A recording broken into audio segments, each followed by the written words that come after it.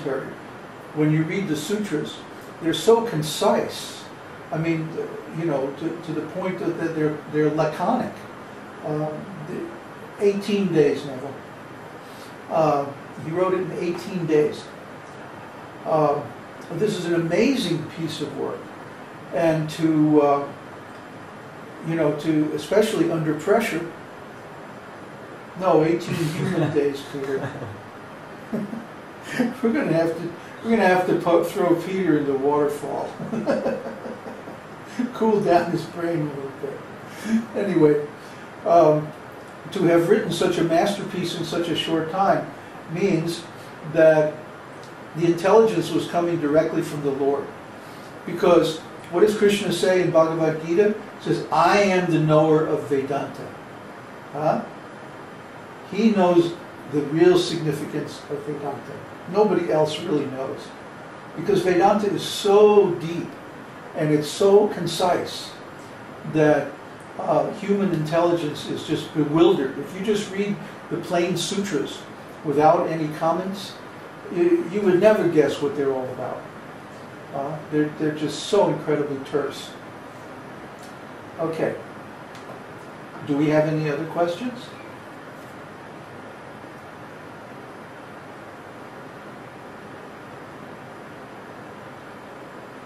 Does the spiritual world also have... No. No, because as Prabhupada says in his commentary on Srimad Bhagavatam, in the spiritual world, the influence of time is conspicuous by its absence. What does that mean? We often use the example of a flat world. And Neville especially came up with a very nice example the other day, that if you had a flat world and you were trying to explain to its inhabitants the nature of the third dimension, what you could do is you could project the explanation, like from a slide projector, into this flat world, where they could read it and hopefully they could try to understand what you were talking about. You could say, well, you have two dimensions at right angles in your flat world, length and width. So similarly, we have a third dimension that's at right angles to both of those, and that is our third dimension of depth. Well, time is also like that. And as I explained in the San Diego seminar, you should look at the video. Time in the material world is one-dimensional. So we simply have past, present, and future. But in the spiritual world, there's another dimension of time called eternity. And then there's even a higher dimension of time that belongs to Krishna alone, and that's called all possibilities. So even the living entities in the spiritual world have access to the dimension of eternity. And that is just like us having access to the two dimensions in the flat world and versus our three dimensions in the ordinary material world. So they can move around in time, they can do things with time in the spiritual world that we can't do in the material world.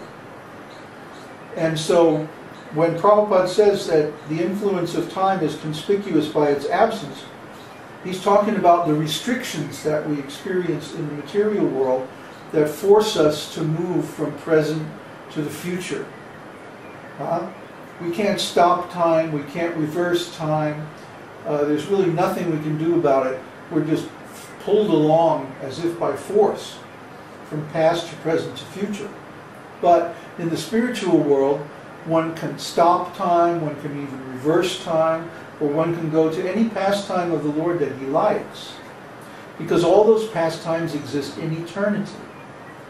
So it's literally a different world, and it has different laws than this material world. And so we have different facilities that we don't have in this dimension that are present and available to everyone in that dimension. And yeah, it's just inconceivable. Just like the third dimension is inconceivable to the flatlanders, the dimension of eternity is inconceivable to those who are stuck in time. They can't imagine any way of dealing with time other than a linear progression from past, present to future. But anyone who has had some experience of the spiritual world can understand that it's not subject to that restriction of time. Time is still there in the sense that one thing happens, then another thing happens, in a sequence. But that sequence is not forced. It's not restricted to A, B, C. If you like, you can navigate it C, B, A, or any way that you like. It's hard to explain. Maybe I thought of that you can get it like reversed. If you go and examine the condition in the material world, you are forced to go from past, present to future because you're in this material body, and that material body has to follow the course of time. And so there's no the material laws. Yeah, and so you can't.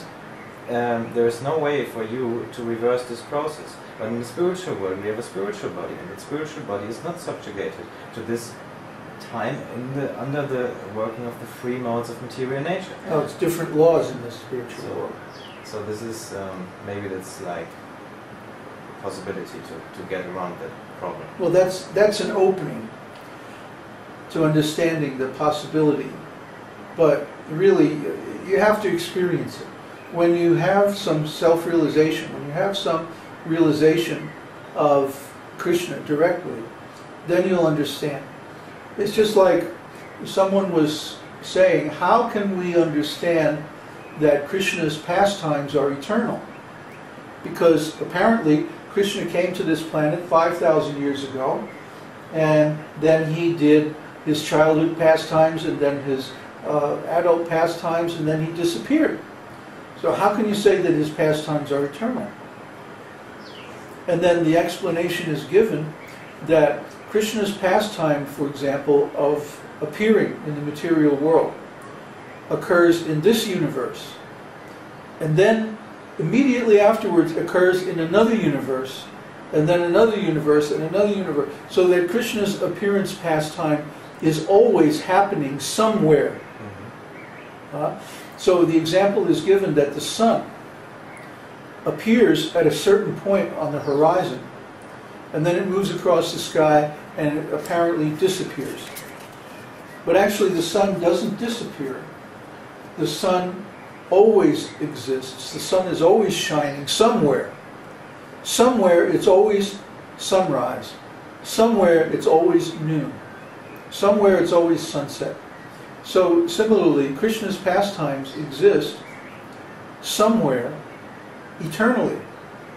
But according to our point of view, they come into our vision at a certain point in time, exist for a specific length of time, and then disappear again.